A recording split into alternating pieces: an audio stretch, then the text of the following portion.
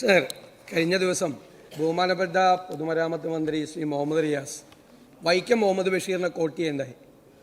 അതായത് ചൊറിച്ചിലിനെ പറ്റിയാണ് പറഞ്ഞത്. ഈ ഒരു പ്രധാനപ്പെട്ട വിഷയം ഈ സഭയിൽ അവതരിപ്പിച്ചപ്പോൾ അദ്ദേഹം പറഞ്ഞ മാതിരി ചൊറിഞ്ഞുകൊണ്ടാണ് മന്ത്രി ആരംഭിച്ചത്. എന്ന് വെച്ചാൽ ഞങ്ങൾ ലോക കേരള സഭ ഞങ്ങൾ ബഹിഷ്കരിച്ചു. ആ ലോക കേരള സഭയിൽ വെച്ചൊരു ഡോക്യുമെൻ്റ് ആയിട്ട് ഞങ്ങൾ വന്നിരിക്കുകയാണെന്നാണ്. ഈ ഡോക്യുമെൻ്റ് എന്താണ്? ഈ ഡോക്യുമെൻ്റ് സർക്കാരിൻ്റെ തന്നെ സ്ഥാപനമായ നോർക്ക റൂട്ട്സ് ഏൽപ്പിച്ച് Gulati institute of financial and taxation തയ്യാറാക്കിയ ഒരു ഡോക്യുമെൻ്റാണ്. ആ ഡോക്യുമെൻറ്റിൻ്റെ ബേസിൽ വളരെ പ്രധാനപ്പെട്ടൊരു വിഷയം ഈ സഭയിൽ ചർച്ചയ്ക്ക് കൊണ്ടുവരുമ്പോൾ ഞങ്ങൾ അപ്രീഷിയേറ്റ് ചെയ്യണ്ടേ? ഒരു ഗവൺമെൻറ് ഉണ്ടാക്കിയ ഡോക്യുമെൻ്റാണിത്, നിങ്ങളുടെ സർക്കാർ ഉണ്ടാക്കിയ ഡോക്യുമെൻ്റാണ്. സാർ, ഈ വിഷയം പ്ലീസ്, നിങ്ങൾ ഇത്ര നേരം സംസാരിച്ചല്ലോ, ദയവ് ഇത് സാർ ഇത് കണ്ടില്ല. ഇതാണ് ഈ മന്ത്രിമാർ എഴുന്നേറ്റ് എന്തിനാ തടസ്സപ്പെടുത്തുന്നത്? ഞാൻ ഇന്നലെ പറഞ്ഞില്ല, അതുകൊണ്ടാണ്. അങ്ങേക്ക് വഴങ്ങണമെങ്കിൽ ഞാൻ വഴങ്ങാം. ഞാൻ തുടങ്ങിയല്ലോ. ഞാൻ പറഞ്ഞത് ഇത് കേരള മൈഗ്രേഷൻ സർവേ ഞങ്ങളൊരു ഒരു വിഷയം, ഞാൻ വിചാരിച്ചത് സഭ നിർത്തിവെച്ച് ചർച്ച ചെയ്യുമെന്നാണ്. വളരെ ഗൗരവത്തോടു കൂടിയ ഒരു വിഷയം സംസാരിക്കുന്നതിനുള്ള ഒരു ഡ്രാഫ്റ്റ് ഡോക്യുമെൻ്റ് ആയിട്ടാണ് ഞങ്ങൾ മൈഗ്രേഷൻ സർവേ കൊണ്ടുവന്നത്. സർ, ഈ മൈഗ്രേഷൻ സർവേയിൽ പോലുള്ള സ്റ്റാറ്റിസ്റ്റിക്സ് ശരിയല്ല എന്നാണ് ഞങ്ങൾ വിശ്വസിക്കുന്നത്. കാരണം അതിനേക്കാൾ രൂക്ഷം നമ്മൾ ജനപ്രതിനിധികളായ നമുക്കറിയാമല്ലോ, ഇതൊരു വലിയ ട്രെൻഡായി മാറിയേക്കല്ലേ എല്ലാ വിദേശ രാജ്യങ്ങളിലേക്കും പോകുന്നത്. നിങ്ങൾ തിരുവനന്തപുരം മുതൽ കാസർഗോഡ് വരെ യാത്ര ചെയ്ത പണ്ട് സ്വർണ്ണക്കടയുടെ ഹോർഡിങ്സും ടെക്സ്റ്റൈൽ ഷോപ്പിൻ്റെ ഹോർഡിങ്സും ആയിരുന്നു. ഇപ്പം എന്താ? ജർമ്മൻ പഠിക്കൂ, നമുക്ക് ജർമ്മനിയിലേക്ക് പോകാം, ന്യൂസിലൻഡിലേക്ക് വരൂ, ഓസ്ട്രേലിയയിൽ പോകാം, കാനഡയിൽ വരാം. നിങ്ങൾ നോക്ക്, ഈ സ്റ്റേറ്റ് ഒട്ടുക്ക് റോഡിൻ്റെ ഇരുവശത്തുമുള്ള അഡ്വർടൈസ്മെൻറ്റ്സ് പോലും ഈ കുട്ടികളെ റിക്രൂട്ട് ചെയ്യുന്നതിനുള്ള ഏജൻസികൾ സ്ഥാപിച്ചിരിക്കുന്ന റിക്രൂട്ട്മെൻറ്റായി. ഇതൊരു സാധാരണ പണ്ഡിറ്റ് ജവഹർലാൽ നെഹ്റു ലണ്ടനിൽ പോയി കേംബ്രിഡ്ജിലും ഓക്സ്ഫോർഡിലും പഠിച്ചതുപോലെയാണോ ഈ ട്രെൻഡ് കേരളത്തിൽ? എത്ര ലാഘവത്വത്തോടു കൂടിയാണ് ഒരു സാമൂഹ്യ പ്രശ്നത്തെ ഉന്നത വിദ്യാഭ്യാസ വകുപ്പ് മന്ത്രി കൈകാര്യം ചെയ്തത്. ഇതൊരു ഗൗരവമുള്ള വിഷയമല്ലേ? നമ്മൾ നേരത്തെ ഗൾഫിലേക്ക് ആളുകൾ പോയിരുന്നല്ലോ, ഗൾഫിലേക്ക് ഒരു വലിയ മൈഗ്രേഷൻ കേരളത്തിൽ നിന്ന് നടന്നിരുന്നല്ലോ. അന്ന് നമ്മൾ ആരെങ്കിലും ഇതുപോലെ ഉത്കണ്ഠ പറഞ്ഞിരുന്നു? ഉത്കണ്ഠപ്പെടേണ്ട കാര്യമില്ല. ഗൾഫിലേക്ക് പോകുന്നത് ജോലിക്ക് വേണ്ടി പോകുന്നതാണ്. അവിടെ നിന്ന് റെമിറ്റൻസ് വരും, അവരൊരു കാലം കഴിഞ്ഞാൽ തിരിച്ചു വരും, ഇവിടെ വന്ന് ഇൻവെസ്റ്റ് ചെയ്യും, ഇവിടെ തന്നെ പൈസയൊക്കെ ഉണ്ടാവും, ഏറ്റവും മിനിമം ഒരു ബേക്കറിയെങ്കിലും തുടങ്ങും തിരിച്ചു വന്ന്. അത് ഒരുപാട് നമ്മുടെ ഒരു ബാക്ക് ബോൺ, ഇക്കോണമിയുടെ ഒരു ബാക്ക് ബോൺ ആയിരുന്നു ഗൾഫ് രാജ്യങ്ങളിലേക്കുള്ള മൈഗ്രേഷൻ. ഇതിനങ്ങനെയാണ് കാണുന്നത്. ഇതൊരു ട്രെൻഡായി തെറ്റിദ്ധരിക്കപ്പെട്ട് മന്ത്രി പറഞ്ഞ കേട്ടാൽ തോന്നും പ്രതിപക്ഷം, കേരളത്തിലെ പ്രതിപക്ഷം നമ്മുടെ കുട്ടികൾ വിദേശത്ത് പോയി പഠിക്കുന്നതിന് എതിരാണെന്ന്. ആണോ? നല്ല വിദ്യാഭ്യാസ സ്ഥാപനങ്ങളിൽ അവർക്ക് അവസരം കിട്ടി അവർ പോയി പഠിക്കട്ടെ, അവർ ഹയർ എഡ്യൂക്കേഷൻ നേടട്ടെ, അതിനൊന്നും ഞങ്ങൾ എതിരല്ല. അതാണോ ഇപ്പോൾ കാണുന്നത്? നിങ്ങളൊന്ന് നെഞ്ചി കൈവച്ച് ചോദിച്ചു, അതാണോ ഇപ്പോൾ കാണുന്നത്?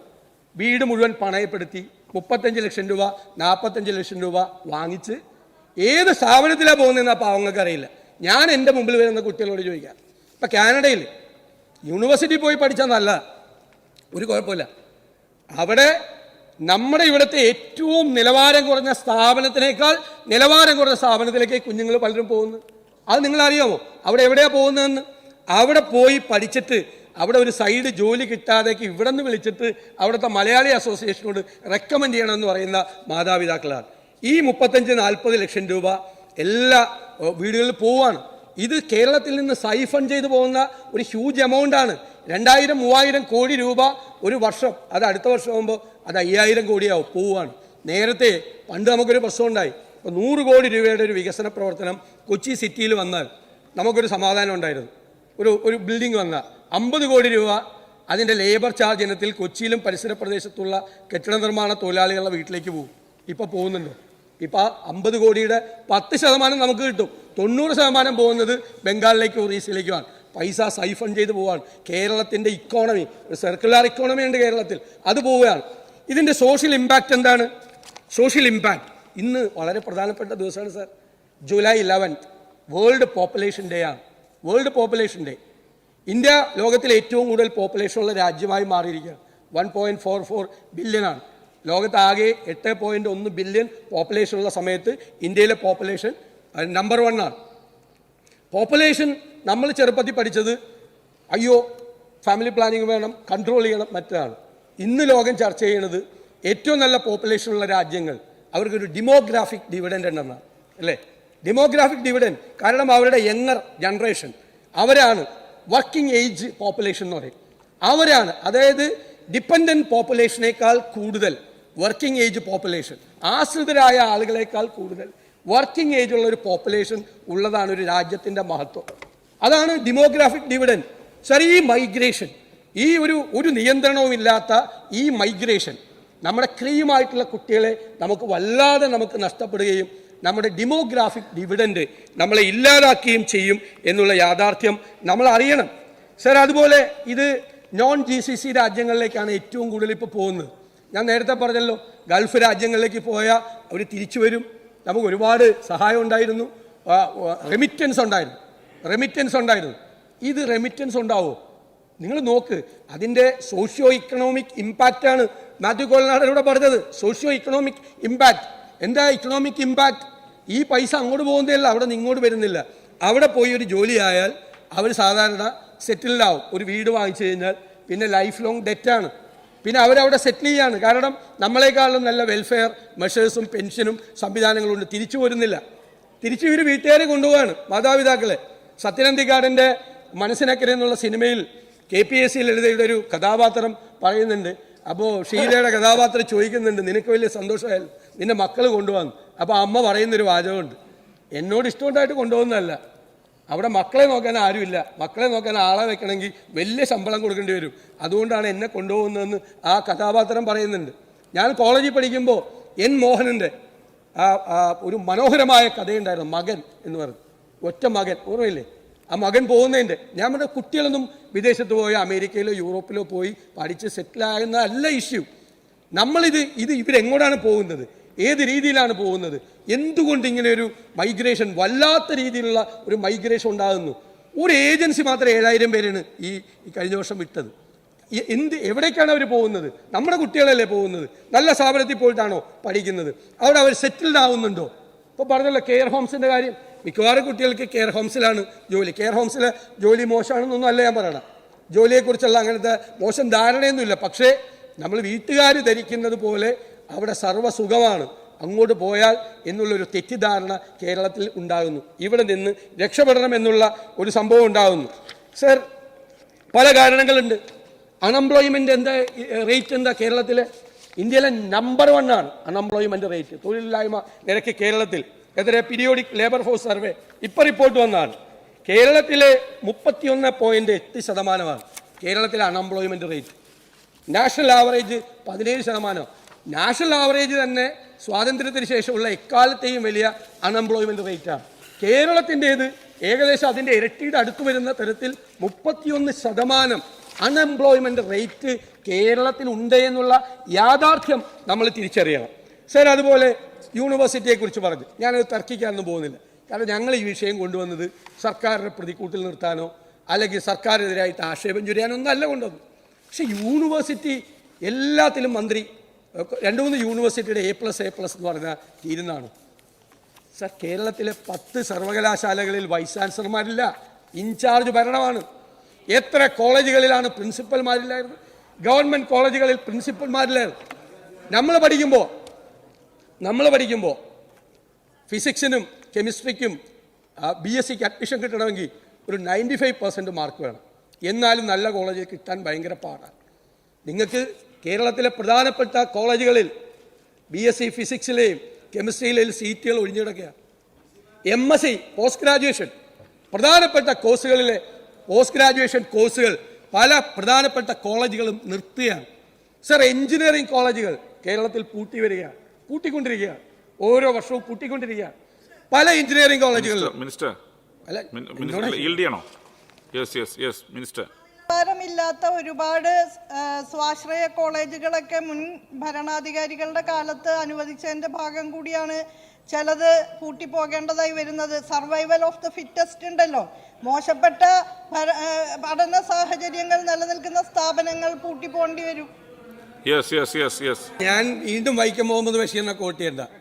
ഇപ്പോൾ വെറുതെ കഴിഞ്ഞ ഗവൺമെൻറ് എഞ്ചിനീയറിംഗ് കോളേജ് തുടങ്ങിയതുകൊണ്ടാണ് ഇപ്പോൾ അത് പൂട്ടിപ്പോണെന്ന് പറയും. എങ്ങനെയാ സർ? സാർ ഈ Are you yielding? Yes. ഇങ്ങനെ പറയാണ് നമ്മൾ Yes. വെറുതെ ചൊറിയാം. അല്ല, VC നിയമനത്തിന്റെ കാര്യം ഇവിടെ ചൂണ്ടിക്കാണിച്ചല്ലോ. ഈ സഭ ഒരു ബില്ല് പാസാക്കി നൽകിയിട്ട് അത് 1 വർഷത്തിലേറെ കാലം അടവച്ച് ഫ്രീസ് ചെയ്ത് ഇരുന്ന് പിന്നെ അത് സുപ്രീം കോടതി പോയപ്പോ പ്രസിഡന്റിനെ അയച്ചു കൊടുത്തത് ആരാണ് എന്നുള്ളത് ഞാനിവിടെ പറയേണ്ടതില്ലല്ലോ. ഇങ്ങനെ ഒരു അനിശ്ചിതാവസ്ഥ ഈ സർക്കാരിന്റെ ഭാഗത്തുനിന്ന് ഉണ്ടായതല്ല. ഈ നിങ്ങളും ഗവർണറും തമ്മിലുള്ള തർക്കത്തില് കേരളത്തിലെ സർവകലാശാലകളും കേരളത്തിലെ വിദ്യാർത്ഥികളുമാണ് ബലിയാടായി പോകുന്നത്. നിങ്ങൾ അവരുമായിട്ട് സെറ്റിൽ ചെയ്യാൻ ചെയ്യും.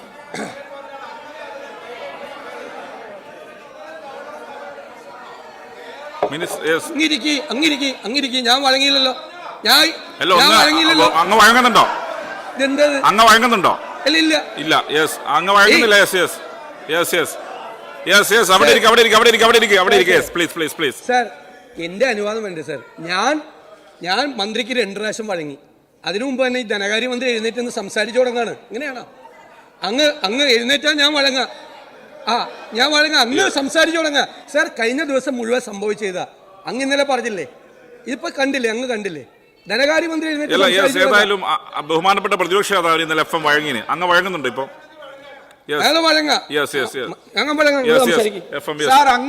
സാർ, അദ്ദേഹം ഈ സഭയുടെയും കേരളത്തിന്റെയും പ്രധാനപ്പെട്ട ഒരു ഭാഗമാണ് പ്രതിപക്ഷ നേതാവ്. ഈ സഭ പാസാക്കിയ ഒരു ബില്ല് നിയമസഭ പാസാക്കി ഗവർണറുടെ അടുത്തേക്ക് അയച്ചു. 10 VC-മാരുടെ കാര്യം അദ്ദേഹം പറഞ്ഞുകൊണ്ട് 10 വൈസ് ചാൻസലർമാരെ നിയമിക്കുന്നതിന് തടസ്സമുണ്ടായത് ഈ സർക്കാർ കാരണമാണോ? അതൊരു കേരളത്തിലെ പൊതുപ്രശ്നമല്ലേ? അങ്ങയുടെ മുന്നണി ഇപ്പുറത്തിരുന്നാലും ഞങ്ങൾ അപ്പുറത്തിരുന്നാലും നിങ്ങൾ അപ്പുറത്തോട്ട് മാറിയാലും ഒക്കെ കേരളത്തിന്റെ വിദ്യാഭ്യാസ മേഖലയെ വൈസ് ചാൻസലർമാരടക്കമുള്ള കാര്യങ്ങളെ സംബന്ധിച്ച് ഒരു കാര്യം പറയുമ്പോൾ അങ്ങ് കാഷ്വലായ റെഫറൻസ് അല്ല ഇത് പറയേണ്ടത്. ഗവർണറുടെ നിലപാട് ഇന്ത്യയിലെ ആകെ ഇപ്പൊ ബംഗാൾ ഉൾപ്പെടെയുള്ള സ്റ്റേറ്റുകളിൽ സുപ്രീം കോടതിയിൽ പോയിട്ട് കേസ് നടക്കുന്നുണ്ട്. അത്ര ഒരു കാര്യം അങ്ങ് പറഞ്ഞുകൊണ്ട് ഞാൻ പറഞ്ഞു. അല്ലാതെ ഞാൻ എണ്ണിച്ചിട്ട് ആവശ്യമില്ലാത്ത തടസ്സം ഉണ്ടാക്കുന്ന രീതിയില്ല. അതുകൊണ്ട് ഈ കാര്യം അങ്ങ് പറഞ്ഞപ്പോൾ അത് അങ്ങയുടെ അഭിപ്രായവും ഗവൺമെന്റിന്റെ അഭിപ്രായം അല്ല ഞങ്ങൾക്കുള്ളത്. ഞങ്ങൾ വൈസ് ചാൻസലർമാരുടെ നിയമനം നേരത്തെ നടന്നപ്പോൾ നിയമവിരുദ്ധമായ രീതിയിൽ നിങ്ങളും ഗവർണറും ഒരുമിച്ച് ചേർന്നാണ് ഈ അനധികൃതമായ നിയമനം നടത്തിയത്. ഞങ്ങൾ അന്ന് അതിനെ ചോദ്യം ചെയ്ത ആളുകളാണ്.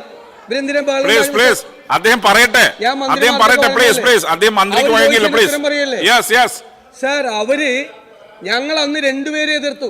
കാരണം പ്രോ ചാൻസലർ എന്നുള്ള നിലയിൽ വൈസ് ചാൻസലറുടെ അപ്പോയിന്റ്മെന്റിൽ ഇടപെടാൻ പാടില്ല വിദ്യാഭ്യാസ മന്ത്രി. ഉന്നത വിദ്യാഭ്യാസ മന്ത്രി അത് ഇടപെട്ടു. അവര് 2 കത്തുകൾ എഴുതി. ആ 2 കത്തുകൾ നമ്മുടെ സർവകലാശാലകളുടെ സ്വയംഭരണ അധികാരത്തെ ചോദ്യം ചെയ്യുന്ന കത്തുകളാണ്. സുപ്രീം കോടതി വിധി എന്താ? അൺനെസസറി ആയിട്ടുള്ള ഇന്റർവെൻഷനാണ് പ്രോ ചാൻസലറുടെ നേതൃത്വത്തിൽ നടന്നത്. അപ്പൊ ഇവരും ഗവർണറും കൂടി അന്ന് ഒരുമിച്ചായിരുന്നിട്ട് no I am not yielding. അവരും ഗവർണർ, ഞാനൊരു പോയിന്റ് കംപ്ലീറ്റ് ചെയ്യട്ടെ പ്ലീസ്. നിങ്ങൾ എന്ത് ഇത്ര അസ്വസ്ഥ? അപ്പൊ ഇവരും ഗവർണറും തമ്മിൽ അന്ന് ധാരണയിലായിരുന്നു. UGC നോംസ് കംപ്ലീറ്റ് വയലേറ്റ് ചെയ്ത് വൈസ് ചാൻസലർമാരെ അപ്പോയിന്റ്മെന്റ് നടത്തി. സാർ, കോടതി ഇടപെട്ടിട്ടില്ലേ ഈ വൈസ് ചാൻസലർമാരെ എല്ലാവരോടും? അവരെല്ലാവരും മോശക്കാരായിട്ടുള്ള ആളുകളായിട്ടല്ലല്ലോ. എത്ര പേര് ക്വാളിഫൈഡ് ആയിട്ടുള്ള ആളുകളുണ്ട് അതിനകത്ത്? അക്കാഡമീഷ്യൻസ് ഉണ്ട്. നമുക്കറിയാവുന്ന എല്ലാവരും ഒന്നല്ല, കുറച്ച് പേരുണ്ടല്ലോ. അവർ പോലും രാജിവെച്ച് ഇറങ്ങിപ്പോകേണ്ട എന്താ? നിയമം ലംഘിച്ച് നിങ്ങളും ഗവർണറും കൂടി കൂട്ടുകൂടി ഒരുമിച്ച് നിന്നുകൊണ്ട് നിങ്ങൾക്ക് ഇഷ്ടപ്പെട്ട ആളുകളെ ബാക്ക് ഡോറിൽ കൂടി കൊണ്ടുവരാൻ നടത്തിയ ശ്രമമാണ്. അതാണ് ഇന്ന് കേരളത്തിലെ ഉന്നത വിദ്യാഭ്യാസ രംഗം പരിതാപകരമായി നിൽക്കുന്നതിൻ്റെ ഒരു പ്രധാനപ്പെട്ട കാര്യം. സാർ, പല കോഴ്സുകളിലും ആളുകളില്ല. നമ്മൾ ആലോചിക്കണ്ടേ? നമ്മുടെ കരിക്കുലം ഫ്രെയിം, നമ്മുടെ പുതിയ കാര്യങ്ങൾ, പുതിയ കോഴ്സുകൾ. ലോകത്ത് മാറ്റം ഉണ്ടാകുകയാണ്. ലോകത്തിന്റെ പുതിയ സർവകലാശാലകൾ വരും. നിങ്ങളല്ലേ വിദേശ സർവകലാശാലകൾ കൊണ്ടുവരാൻ ഞങ്ങൾ ഇവിടെ ആലോചിച്ചപ്പോൾ എന്തൊരു ഓപ്പർച്യൂണിറ്റി ആയിരുന്നു. നിങ്ങൾ ആ മനുഷ്യൻ, TP ശ്രീനിവാസൻ എന്ന് പറയുന്ന ഉന്നത വിദ്യാഭ്യാസ കൗൺസിലിന്റെ അദ്ദേഹത്തിന്റെ കരണക്കുറ്റികളിൽ അടിച്ചത്. അതായത് ഈ അടിച്ചവന്റെ അപ്പൂപ്പനാവാൻ പ്രായമുള്ള ആളാണ്. ആ അമേരിക്കൻ അംബാസഡർ ആയിരുന്ന ആ TP ശ്രീനിവാസൻ റോഡിൽ കിടന്നിരുന്ന വീണുപോയ കാഴ്ച നിങ്ങൾക്ക് ഓർമ്മയുണ്ടോ? എന്തിനാ ഇവരൊക്കെ ഇന്റർവ്യൂ ചെയ്ത ഞാൻ let me complete my point. വിദേശ സർവകലാശാലകൾ കേരളത്തിലേക്ക് കൊണ്ടുവരാൻ ഞങ്ങളൊരു തീരുമാനം എടുത്തപ്പോഴാണ് നിങ്ങൾ ഈ കുട്ടികളെ കൊണ്ട് ഇത് ചെയ്യിച്ചത്. എന്നിട്ട് ഇപ്പൊ എന്താ നിങ്ങളുടെ പോളിസി? ഇപ്പൊ നിങ്ങൾ വിദേശ സർവകലാശാല കൊണ്ടുവരാൻ പോവാ. നല്ല കാര്യം, മനസ്സിലായ? ഇതൊക്കെ നിങ്ങൾ ചെയ്താണ്. അതെല്ലാം ചെയ്തിരുന്നു നേരത്തെ വിദേശ സർവകലാശാലകൾ കേരളത്തിൽ വന്നിരുന്നു. ഇവിടെ പഠിക്കാൻ കുട്ടികൾക്ക് ഫോറിൻ യൂണിവേഴ്സിറ്റിയിൽ സൗകര്യങ്ങൾ ഉണ്ടായിരുന്നുവെങ്കിൽ ഈ മൈഗ്രേഷൻ നമുക്ക് നിയന്ത്രിക്കാൻ പറ്റും. സർ, ഇത് ഞങ്ങൾ പറയുന്നത് മിനിസ്റ്റർക്ക് എന്തെങ്കിലും അതിനുശേഷം പറയാം. അവർക്ക് അതിനുശേഷം പറയാമല്ലോ. സാർ, ഞങ്ങൾ ഈ വിഷയം കൊണ്ടുവന്നത് ഇത് ബഹുമാനപ്പെട്ട ഉന്നത വിദ്യാഭ്യാസ മന്ത്രി പറഞ്ഞതുപോലെ ഇതൊരു സാധാരണഗതിയിൽ പിള്ളേർ പഠിക്കാൻ പോകുന്ന ഒരു ട്രെൻഡല്ല. നമുക്ക് എല്ലാവർക്കും അറിയാം, നിങ്ങൾക്ക് എല്ലാവർക്കും അറിയാം, നമുക്ക് എല്ലാവർക്കും അറിയാം. ഇത് കേരളത്തിന് വലിയ സാമൂഹ്യ സാമ്പത്തിക പ്രത്യാഘാതം ഉണ്ടാക്കുന്ന, കേരളത്തിൻ്റെ ഒരു ക്രീമായിട്ടുള്ള ഒരു പോപ്പുലേഷനെ നഷ്ടപ്പെടുന്ന, കേരളം ഏജ്ഡ് ആയിട്ടുള്ള ഒരാളുകളുടെ സ്ഥലമായി മാറാൻ സാധ്യതയുള്ള അപകടകരമായ ഒരു ട്രെൻഡ് ഉണ്ട്. കുട്ടികൾ പോകണ്ടെന്നൊന്നുമല്ല, അത് ഗൗരവത്തോടുകൂടി പഠന വിധേയമാക്കി എന്താണ് സംഭവിക്കുന്നത്, കുട്ടികൾ കബളിപ്പിക്കപ്പെടുന്നുണ്ടോ, കുട്ടികൾക്ക് അപകടം സംഭവിക്കുന്നുണ്ടോ, നല്ല യൂണിവേഴ്സിറ്റിയിലാണോ പഠിക്കുന്നത്, നല്ല കോഴ്സിനാണോ ചേരുന്നത്, ഇതെല്ലാം അന്വേഷിക്കാനും ഇതിനുള്ള ഒരു സിസ്റ്റം, ഒരു മെക്കാനിസം നമ്മുടെ സംസ്ഥാനത്ത് ഉണ്ടാക്കാതെ കേരളത്തിലെ യൂണിവേഴ്സിറ്റി ഗംഭീരമാണ്. അതുകൊണ്ടാണ് പിള്ളേർ 17 വയസ്സിൽ അങ്ങോട്ട് പോകുന്നത്. 17 വയസ്സിൽ അങ്ങോട്ട് പോവാ, യൂണിവേഴ്സിറ്റി ഗംഭീര. സാർ, ഇത് ഞങ്ങൾ വിചാരിച്ചത് ഗൗരവത്തോടു കൂടി ഗവൺമെന്റ് ഇതിനോട് പ്രതികരിക്കുമെന്നും, ആ ഗൗരവത്തോടു കൂടി പ്രതികരിച്ച് നമുക്ക് എല്ലാവർക്കും കൂടി ഒരുമിച്ച് ചേർന്ന് നിന്നുകൊണ്ട് ഇതിൻ്റെ സാമൂഹ്യ സാമ്പത്തിക പ്രത്യാഘാതങ്ങൾ പഠിക്കാം എന്ന് പറയുമെന്നാണ് കരുതിയത്. ദൗർഭാഗ്യകരമെന്ന് പറയട്ടെ സാർ, ഇത്രയും നെഗറ്റീവായ, ഇത്രയും നിഷേധാത്മകമായ, എല്ലാവരെയും ഇങ്ങനെ പുച്ഛിച്ചു തള്ളുന്ന, ആരും ഇങ്ങനെ ഒരു അഭിപ്രായം കൊണ്ടുവരാൻ പാടില്ല എന്ന് പറയുന്ന ബഹുമാനിയായ ഉന്നത വിദ്യാഭ്യാസ വകുപ്പ് മന്ത്രിയുടെ ഈ നിഷേധാത്മകമായ സമീപനം നിങ്ങളിത് ചരിത്രത്തിൽ അടയാളപ്പെടുത്താൻ പോവാണ്. നിങ്ങളുടെ ഇന്നത്തെ വേഴ്സ് അതിൽ പ്രതിഷേധിച്ച് ഞാനും എൻ്റെ പാർട്ടിയും വോക്കൗട്ട് ചെയ്യും.